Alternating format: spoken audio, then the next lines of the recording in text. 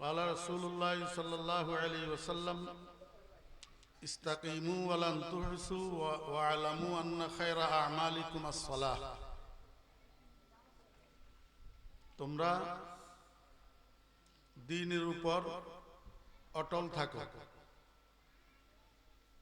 পরিপূর্ণ অটল থাকা তোমাদের জন্য সম্ভব হবে না, তবে একটা আমল আছে, এই আমলটা সর্বোত্তম আমল। এটা যদি তোমরা কন্টিনিউ করতে পারো তো তোমরা দ্বীনের উপরে অটল থাকবে। সেই আমলটা হলো 5 ওয়াক্ত নামাজ। এই মাহফিলে আপনারা যারা উপস্থিত আছেন বুকে হাত দিয়া বলতে পারবেন 5 ওয়াক্ত নামাজ জামাতের সহিত আদায় করেন সবাই? পারবেন?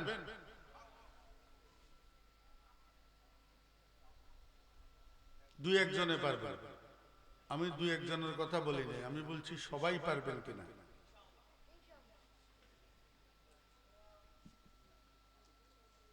এমনিই তো আমরা আখেরি জমানার দুর্বল ইমানদার।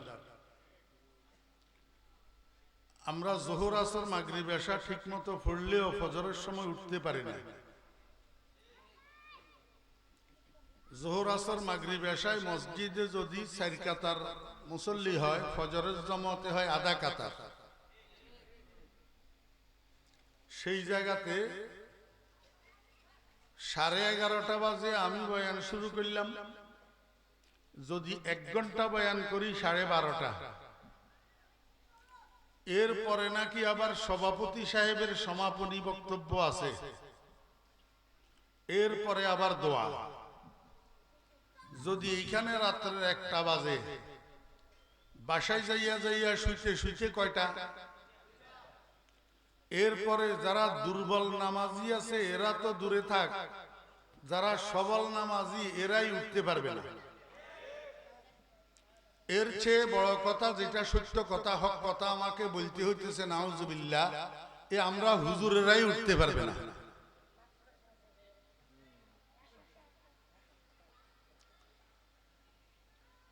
বক্তারাই কতগুণ উঠে না। বক্তারা এই যে বয়ান করি, এরপরে বাসায় যেতে যেতে 2টা, 2:30, 3টা বাজে যে শোয়। আপনারা কি মনে করেন সব বক্তারা উঠে ঘুম থেকে ফজরের সময়? এই মাহফিল কি জন্য, কি কায়েম করার জন্য?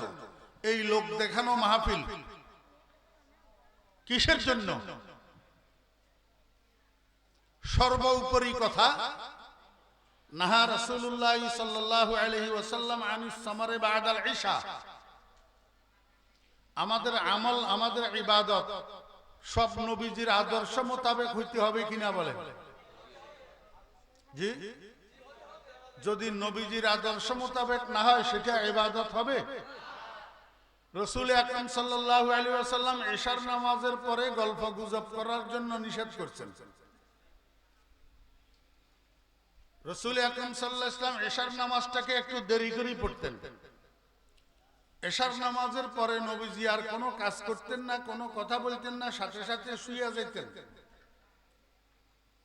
কিছুক্ষণ শোয়ার পরে নবীজি আবার উঠতেন, ওযু করে 4 রাকাত নামাজ পড়তেন, লম্বা লম্বা সূরা দিয়া, লম্বা লম্বা কেরাত দিয়া। এই 4 রাকাত লম্বা লম্বা কেরাত দিয়া নামাজ পড়ি নবীজি আবার শুইতেন। এইভাবে 3 বার রাসূলুল্লাহ সাল্লাল্লাহু আলাইহি ওয়াসাল্লাম শুইতেন আর উঠি নামাজ পড়তেন। শেষবার 4 রাকাত নামাজ পড়ার পরে আরো 3 রাকাত পড়তেন বিতির। এটা হলো শেষবার। মোট 15 রাকাত নামাজের মধ্যে 12 রাকাত তাহাজ্জুদ আর 3 রাকাত বিতির। আমাকে বলেন, আপনারা এখানে যে শ্রোতারা আছেন, এমনও তো শ্রোতা আছেন জীবনে একদিনও তাহাজ্জুদের নামাজ পড়েন নাই। আছেন না নাই? জি, তাহাজ্জুদের নামাজ যে একটা জিনিস আছে এটা অনেকে জানেন না, যে এমন নামাজিও আছে।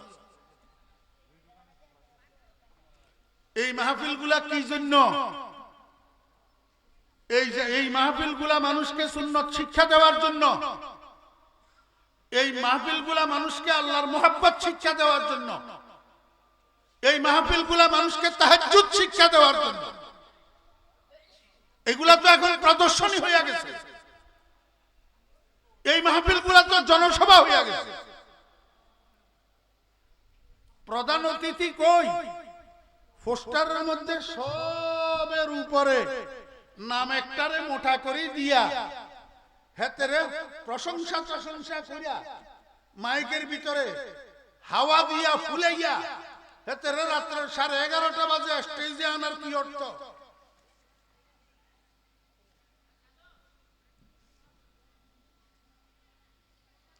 হযরত আব্দুল্লাহ ইবনে মাসউদ রাদিয়াল্লাহু আনহু মিশকাত শরীফের মধ্যে হাদিসে গত কয়েকদিন আগে পড়াইছি আমি।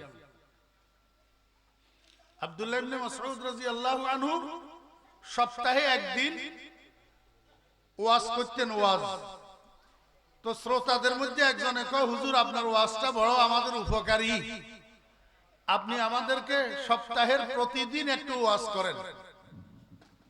হযরত আব্দুল্লাহ ইবনে মাসউদ রাদিয়াল্লাহু আনহু বলেন, আমি যদি সপ্তাহের প্রতিদিন তোমাদেরকে ওয়াজ করি তোমরা বিরক্ত হবে। আমি ওয়াজ করাকালীন তোমাদের বিরক্তির দিকে লক্ষ্য করি, যেমনি ভাবে নবীজি আমাদেরকে ওয়াজ করার সময় বিরক্তির দিকে লক্ষ্য করতেন। নবীজি যখনই দেখতেন আমরা বিরক্তিবোধ করতেছি, সঙ্গে সঙ্গে নবীজি বয়ান বন্ধ করে দিতেন।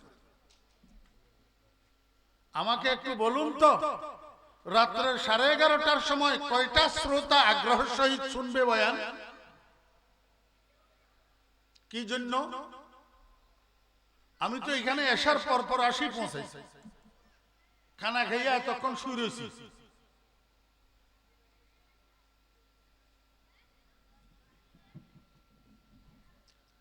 আল্লাহর ওয়াস্তে আমাকে মেহেরবানি করি আর দাওয়াত দিবেন না।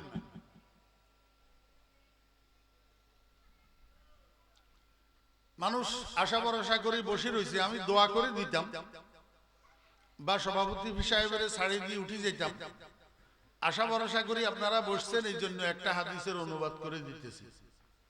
লম্বা কথা বলবো না, কারণ এই বয়ানের কারণে, এই মাহফিলের কারণে একটা মানুষের যদি ফজরের নামাজ ছুটে, ফজরের জামাত ছুটে, তাহলে আমি ফরিদুদ্দিনও কিয়ামতের ময়দানে আল্লাহর দরবারে জবাব দিতে হবে।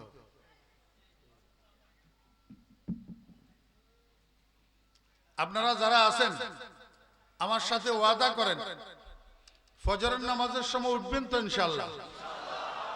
ফজরের নামাজ জামাতের সহিত পড়বেন তো ইনশাআল্লাহ? হাত উঠান। যদি না উঠেন আল্লাহর দরবারে জবাব দিবেন। আমার দায়িত্ব আমি আদায় করলাম।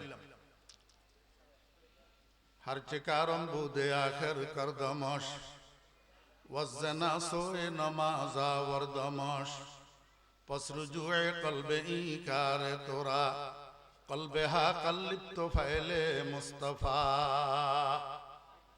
আমার দায়িত্ব যেটা সেটা আমি আদায় করলাম। আপনাদেরকে হাত উঁচা করাই, আপনাদের থেকে অঙ্গীকার আদায় করলাম। এরপরে যদি ফজরের সময় শুইয়া থাকেন, যার জবাব সে দিবেন, যার জবাব সে দিবেন। আমল যার যার, জবাব তার তার। কথা কয় না? আমল যার যার, জবাব নাকি আমল যার যার, জবাব সবার? ধর্ম যার যার, উৎসব তার তার। এই না একটা কথা, ধর্ম যার যার, উৎসব তার তার। ধর্ম যার যার, উৎসব সবার, এই স্লোগানটা গলত, এই স্লোগানটা ভুল। এখন হিন্দুরা ফেসবুকের মধ্যে পোস্ট করতেছে, ও মুসলমান তোদের স্লোগান ভুল, ধর্ম যার যার, উৎসব সবার নয়, ধর্ম যার যার, উৎসব তার তার। আমরা তো তোদের কোরবানির জন্তু জবাইয়ের তামাশা দেখার জন্য যাই না, আমরা তো তোদের ঈদের জামাতের তামাশা দেখার জন্য যাই না। তোদের কাছে যদি শরম থাকে, তোরা আমাদের দুর্গা পূজায় কেন আসিস? এখন হিন্দুরা পোস্ট করতেছে ফেসবুকে। এর পরেও যদি মুসলমানের ছেলেদের লজ্জা না আসে, এর পরেও যদি মুসলমানের ছেলেদের চোখ না খোলে, তাহলে মুসলমানের ছেলেরা আরো যাবে।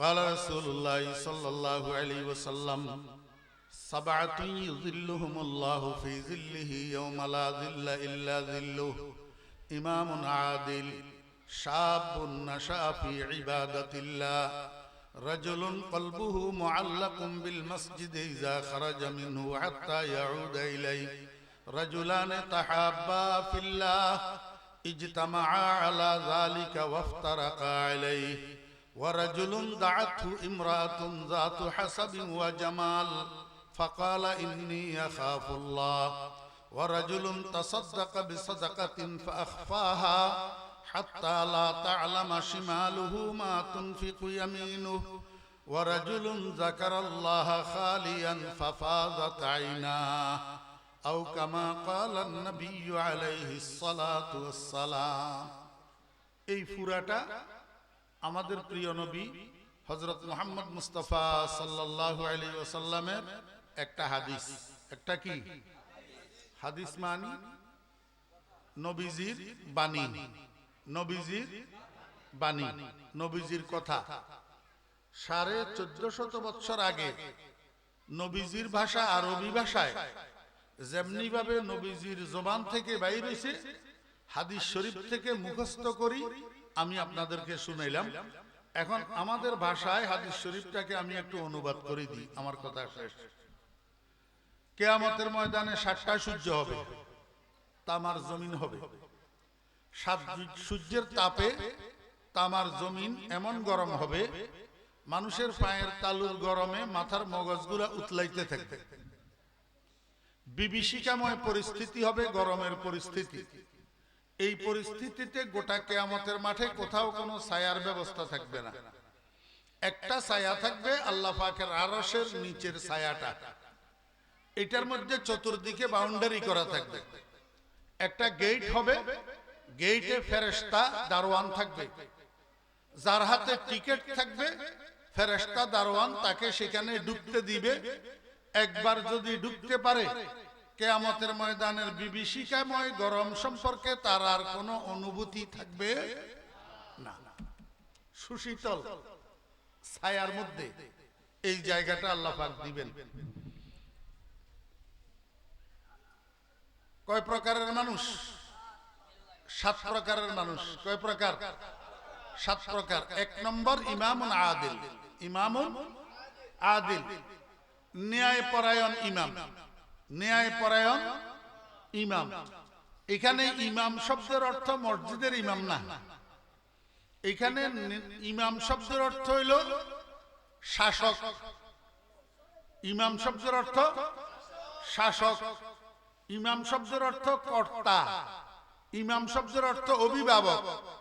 ইমাম শব্দের অর্থ দায়িত্বশীল। ইমাম শব্দের অর্থ নেতা। কথা বুঝছেন না বুঝেন না? ইমাম শব্দের অর্থ বিচারক।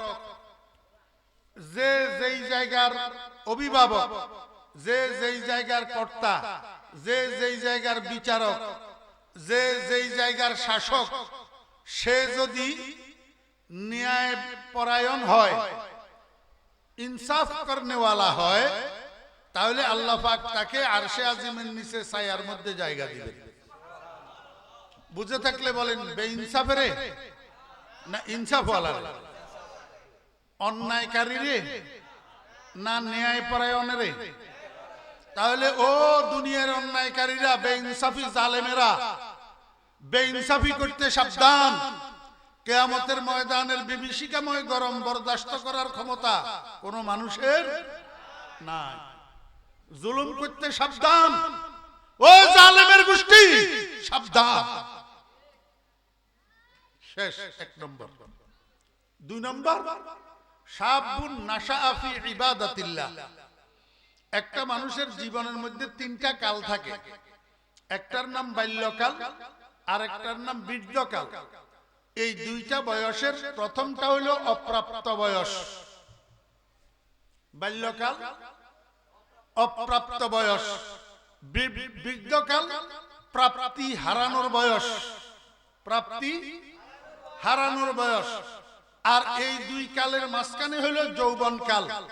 এই কালটা হলো 16 কলায় পরিপূর্ণ কাল। 16 কলায় পরিপূর্ণ কাল। যেহেতু এই কালটা 16 কলায় পরিপূর্ণ, সেহেতু এই কালে একটা মানুষ যা ইচ্ছা তা করতে পারে। একটা বালকে যা ইচ্ছা তা করতে পারে না, একটা বুড়া মানুষে যা ইচ্ছা তা করতে পারে না, কিন্তু একটা যুবক যা ইচ্ছা তা করতে পারে যৌবনের উদ্দীপনার কারণে। আল্লাহ পাক বলেন, ও যুবক, তুমি যৌবনের উদ্দীপনাটাকে যদি কন্ট্রোল করতে পারো, যৌবনের গর্মিটাকে যদি নিয়ন্ত্রণ করতে পারো, যৌবনটাকে আমার নাফরমানির মধ্যে না লাগাইয়া যদি আমার ইবাদতে মগ্ন হইতে পারো, কিয়ামতের ময়দানে আমি তোমাকে আমার আরশের নিচে জায়গা করে দেব। কাকে? যুবকদেরকে। এই জন্য আল্লাহর কাছে যৌবন কালের ইবাদত বেশি প্রিয়, বেশি প্রিয়। কারণ যার কাছে টাকা নাই সে অহংকার করার সুযোগ নাই। যার কাছে টাকা আছে সে যদি অহংকার না করে তাহলে এটা গুণ। এটা কি গুণ? একটা যুবক অন্যায় করতে পারে, তার কাছে শক্তি আছে, সে যদি অন্যায় না করে এটা গুণ। এটা কি গুণ? এই জন্য ও যুবক ভাইয়েরা, অন্যায় করিও না, যৌবনকে আল্লাহ পাকের ইবাদতের মধ্যে নিমজ্জিত করো। 2 নম্বর শেষ। 3 নম্বর, রাজুলুন কলবুহু মুআল্লাকুন বিল মসজিদ ইজা খারাজা মিনহু হাত্তা ইয়াউদা ইলাইহি। ওই মানুষ, যেই মানুষটা এক ওয়াক্ত নামাজ পড়ে আসার পরে তার দিলটা মসজিদের সাথে আটকি থাকে। মসজিদের সাথে কি থাকে? আটকি থাকে। বারবার ঘড়ি দেখে, বারবার সূর্যের দিকে তাকায়, বারবার কান খাড়া করে রাখে আজান হইতেছে কিনা। জোহরের নামাজ যে পড়ে আসলাম, আবার আসরের নামাজের সময় চলে যাইতেছে কিনা, তার অন্তরটা মসজিদের সাথে লাগা থাকে। কথা বুঝছেন না বুঝেন না? 4 নম্বর, রাজুলানে তাহাব্বা ফিল্লাহ ইজতামা আলা যালিকা ওয়াফতারাকা আলাইহি ওয়া ফি রিওয়ায়াতিন ওয়া তাফাররাকা আলাইহি। দুইজন মানুষ একজন একজনকে ভালোবাসে আল্লাহর জন্য। কার জন্য? আল্লাহর জন্য। কারো সাথে দুস্তি রাখে আল্লাহর জন্য, কারো সাথে দুশ্মনী রাখে আল্লাহর জন্য। একটা ছেলেকে আরেকটা ছেলে ভালোবাসে, বন্ধুত্ব রাখে, ছেলেটা নামাজি এই জন্য। আরেকটা ছেলেকে দেখতে পারে না, ছেলেটা মদদি এই জন্য। কথা বুঝছেন না বুঝেন নাই? তাহলে আমরা একে অপরকে ভালোবাসবো দুনিয়ার জন্য না আল্লাহর জন্য? আল্লাহর জন্য। কয় নম্বর গেল? 4 নম্বর। 5 নম্বর, রাজুলুন দাআতহু ইমরাআতুন যাতু হাসাবিন ওয়া জামাল ফাকালা ইন্নী আখাফুল্লাহ। কোন একটা মানুষকে কোন চরিত্রহীনা নারী যদি অসৎ কাজের জন্য আহ্বান করে, জেনার জন্য ডাকে, ব্যভিচারের জন্য আহ্বান করে, তো ওই লোকটা, ওই যুবকটা, ওই মানুষটা বলে যে আমি তোমার ডাকে সাড়া দিতে পারবো না, আমি আল্লাহকে ভয় করি, আমি আল্লাহকে ভয় করি। এক কথায় চরিত্রের যদি হেফাজত করে, চরিত্রের যদি কি করে? হেফাজত করে। যেই যুবক চরিত্রের হেফাজত করে, কোন ব্যভিচার জেনায় লিপ্ত হয় না, ওই যুবক মারা যাওয়ার পরে যুগ যুগ ধরে, কাল কাল ধরে মাটি তার শরীরকে স্পর্শ করে না। প্রমাণিত। আমরা অভিজ্ঞতা থেকে কথা বলি, অভিজ্ঞতা থেকে। চরিত্রবান যুবক, যেই যুবককে কোন বেহায়া নারী বেহায়াপনার জন্য আহ্বান করছে, সে রাজি হয় নাই, চরিত্রের হেফাজত করছে, 25 বছর পরে কোন কারণে তার কবর খনন করা হয়েছে, দেখা গেছে কাফনের কাপড় সহ লাশ তাজা। আল্লাহ পাক তৌফিক দান করেন। 6 নম্বর, রাজুলুন তাসাদদাকা বিসাদকাতিন ফাআখফাহা হাত্তা লা তা'লামা শিমালুহু মা তুনফিকু ইয়ামিনুহু। যে ব্যক্তি গোপনে গোপনে দান সদকা করে এমন ভাবে যে ডাইন হাতে কি দিল বাম হাতে জানে না। বাম হাতে, এখন তো আমরা দান সদকা করি, একটু নারায়ে তাকবীর মারহাবা নামটা মাইকে না বলা হইলে আমরা বেজার হই। আমরা কি হই? বেজার হই। গোপনে গোপনে দান সদকা করে যে ব্যক্তি, তাকে আল্লাহ পাক কিয়ামতের ময়দানে আরশের নিচে জায়গা করে দিবেন। 7 নম্বর, ওয়া যাকারাল্লাহা খালিয়ান ফাফাযাত আইনা। আল্লাহর হাবিব জনাব রাসূলুল্লাহ সাল্লাল্লাহু আলাইহি ওয়াসাল্লাম বলেন, যেই মানুষটা নির্জনে নিরিবিলি একা একা কোথাও বসে রইছে, কোনো কাজ করতেছে, এক জায়গা থেকে আরেক জায়গায় যাইতেছে, আশেপাশে কেউ নাই, এমত অবস্থায় আল্লাহকে স্মরণ করে, লা ইলাহা ইল্লাল্লাহ, আল্লাহু আল্লাহ, আল্লাহু আল্লাহ, এই নির্জনে আল্লাহরে স্মরণ করে যে, এমত অবস্থায় তার চোখের পানি জর্জর জর্জর করিয়া পড়ে। চোখের পানি জর্জর করি পড়ে। ও ভাই বন্ধুরা, দোস্ত আহবাবেরা, আর কোন সময় যদি টাইম না পান, রাত্রে শোয়ার সময় ঘুমের বিছানায় তো আপনি একা। যুবক ভাইয়েরা, রাত্রে শোয়ার বিছানায় আপনি একা না, সাথে সাথে তো ঘুম আসে না, তো কি করবেন? কিছুক্ষণ নিরিবিলি সেখানে আল্লাহকে স্মরণ করেন, আল্লাহর জিকির করেন, আর জিকির করতে করতে চেষ্টা করেন 2-1 ফোঁটা চোখের পানি নি কোনো বাইর হয়। আল্লাহর ভয়ে, আল্লাহর মহব্বতে 1 ফোঁটা চোখের পানি যদি বাইর হয়, ওই চোখের উপরে আল্লাহ পাক জাহান্নামের আগুনকে হারাম করে দেন। আল্লাহ পাক আমাদেরকে তৌফিক দান করেন। ওয়া আখিরু দাওয়ানা আনিল হামদুলিল্লাহি রাব্বিল আলামিন। আসসালামু আলাইকুম ওয়া রাহমাতুল্লাহি ওয়া বারাকাতুহু।